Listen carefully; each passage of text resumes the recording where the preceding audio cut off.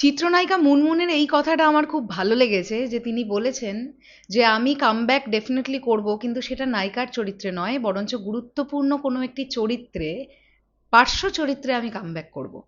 এই কথাটা বলার স্ট্যামিনা কিন্তু অনেকেরই থাকে না।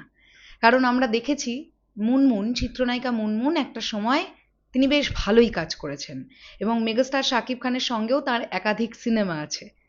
রিসেন্টলি একটি ইন্টারভিউতে চিত্রনায়িকা মুনমুনকে কামব্যাক করবার পরিকল্পনা এবং সেটা মেগাস্টার শাকিব খানের ছবিতেই কামব্যাক করবার পরিকল্পনা নিয়ে কথা বলতে শোনা গেল।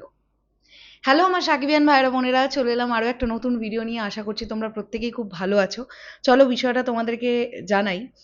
ঢালিউডের জনপ্রিয় অভিনেত্রী মুনমুন তাঁর সাম্প্রতিক ইন্টারভিউতে মেগাস্টার শাকিব খান এবং নিজের কেরিয়ারের পরিকল্পনা নিয়ে খোলামেলা কথা বলেছেন। সংক্ষেপে ইন্টারভিউটার মূল অংশগুলো এরকম ছিল। শাকিব খান প্রসঙ্গে মুনমুন বলেন, শাকিব খানকে নিয়ে নতুন করে বলার কিছু নেই। দেশের সর্বোচ্চ সংখ্যক দর্শকই শাকিব খানের ভক্ত। তিনি এখনকার সময়ের সুপারস্টার ও মেগাস্টার সবকিছুই। সিনেমার কামব্যাক প্রসঙ্গে মুনমুন বলেন, বিগ বাজেটের সিনেমা এবং শক্তিশালী চরিত্র পেলে তিনি অবশ্যই কাজ করবেন। তবে এখন প্রধান নায়িকা নন, বরং গুরুত্বপূর্ণ ক্যারেক্টার আর্টিস্ট হিসেবে স্ক্রিনে আসতে চান। এটা দুর্দান্ত একটা ডিসিশন। সত্যি আমি ডিরেক্টরদের বলবো যে আপনারা এই ধরনের ক্যারেক্টারে মুনমুনজিকে অফার করতে পারেন ডেফিনেটলি, যে উনি একটি ক্যারেক্টার করবেন যে ক্যারেক্টারটা ডেপথ থাকবে গল্পে, বাট তিনি নায়িকা নন। আচ্ছা, কাজের প্রতি তার ভালোবাসা নিয়েও তিনি কথা বলেছেন। ঘর এবং বাইরের কাজে ভীষণ ব্যস্ত থাকলেও চলচ্চিত্রের টানে ড্যানি রাজ বা অন্য কোনো শিল্পী কাজের প্রস্তাব আনলে তিনি তা নিঃসন্দেহে গ্রহণ করবেন। আর রাজনীতি বা নির্বাচন কেন্দ্রিক তিনি কথা বলেন। ছোটবেলা থেকেই রাজনীতি বোঝেন না বলে জানান। 2009 সালে বিপুল ভোটে ইসি সদস্য জয়ী হলেও দায়িত্ব পালনের কঠিন অভিজ্ঞতার পর আর নির্বাচনে দাঁড়াবার সাহস পান না। মুনমুনের এই কামব্যাকের পরিকল্পনা নিয়ে আপনাদের বক্তব্য কি?